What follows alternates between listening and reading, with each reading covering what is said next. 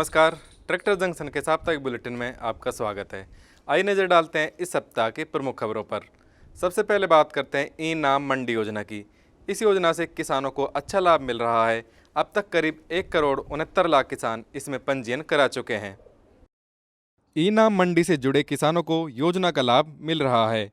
अब तक योजना में 1,69,00,000 किसानों ने पंजीयन कराया है और 2021-22 में ये संख्या और बढ़ेगी। इसके पीछे कारण यह है कि इस योजना से किसान घर बैठे अपनी फसल बेच सकता है। इस योजना के तहत देश की विभिन्न मंडियों को इससे जोड़ा जा रहा है। इस योजना से अब तक देश के अलग अलग राज्यों से 1,000 कृषि उपज मंडियों को जोड़ा गया है। हरियाणा में रबी फसलों की समर्थन मूल्य पर खरीद 1 अप्रैल से शुरू हो चुकी है। अब सरकार ने इसमें थोड़ा बदलाव किया है। सरकार केवल 50% किसानों को ही बुलाएगी। किसानों की सुविधा के लिए सरकार ने खरीद प्रक्रिया में बदलाव किया है। सरकार ने किसानों को अब नया विकल्प दिया है कि 50% किसानों को सरकार बुलाएगी, 30% को आढ़ती बुलाएंगे और बाकी किसान खुद रजिस्ट्रेशन कराकर गेहूं बेच सकेंगे।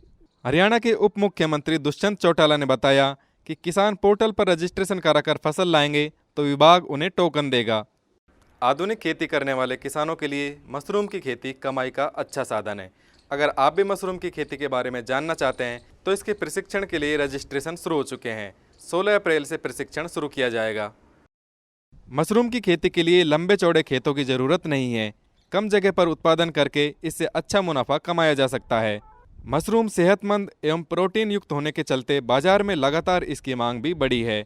इसके उत्पादन को प्रोत्साहित करने के लिए सरकार की ओर से सब्सिडी भी दी जाती है। सबसे बड़ी बात यह है कि इसका बाजार स्थानीय स्तर पर भी उपलब्ध है। आज कई युवा मशरूम उत्पादन की उन्नत तकनीक सीखकर अच्छा खासा मुनाफा कमा रहे हैं। किसानों की सुविधा के लिए हरियाणा सरकार ने एक बड़ा फैसला लिया है। अब फसल बेचने के लिए मंडी व तारीख किसान खुद तय कर सकेगा। हरियाणा सरकार ने ऐसे किसानों से गेहूं पहले खरीदने का फैसला लिया है जिनकी फसल तैयार है परंतु उनका या तो पंजीयन नहीं है या उन्हें बाद का टोकन मिला है। ऐसे किसान अब अपनी इच्छा के अनुसार गेहूं बेचने की तारीख तय कर सकते हैं। जिस किसान को गेहूं पहले बेचना है वह ई खरीदी पोर्टल पर जाकर अपना गेहूं बेचने की तारीख खुद प्राप्त कर सकते हैं। इस बार सरसों व कपास के भाव अच्छे रहे हैं जिनसे किसान काफ़ी खुश हैं। उम्मीद है कि अगले सीजन में इन दोनों फसलों का रकबा और बढ़ेगा। इस साल कपास व सरसों के बाजार में अच्छे भाव मिलने से किसान की रुचि सरसों व कपास के उत्पादन में दिखाई दे रही है।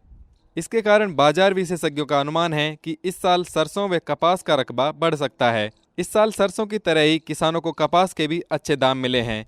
इसकी वजह से सरसों व कपास की खेती के प्रति किसानों की दिलचस्पी बढ़ सकती है। वे खरीफ सीजन की दूसरी प्रमुख फसलों के बजाय कपास की बुआई अधिक कर सकते हैं। पंजाब में रबी फसलों की एमएसपी पर खरीद शुरू हो चुकी है। इसके लिए आरबीआई ने 21,658 करोड़ रुपए की कैश क्रेडिट लिमिट जारी की है जिससे किसानों को समय पर भुगतान मिल सके। पंजाब में 10 अप्रैल से रबी फसल की खरीद शुरू हो चुकी है।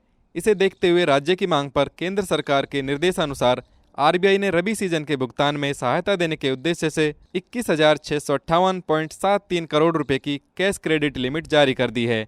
अब किसानों को न्यूनतम समर्थन मूल्य पर रबी फसल विक्रय का भुगतान समय पर किया जा सकेगा। साल 2020 में लॉकडाउन के चलते कई महीनों तक ट्रैक्टर बिक्री में काफ़ी ज़्यादा कमी आई थी, लेकिन इससे उभरते हुए ट्रैक्टर कंपनियों ने वित्तीय वर्ष 2020-21 में कुल 9 लाख के करीब ट्रैक्टर बेचे हैं।